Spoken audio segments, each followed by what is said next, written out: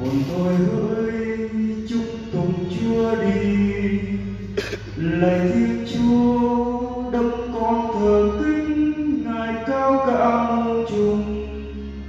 Quá nhiều việc đều do tay Chúa làm, địa cầu đầy dẫy nhưng vật Chúa tạo ra.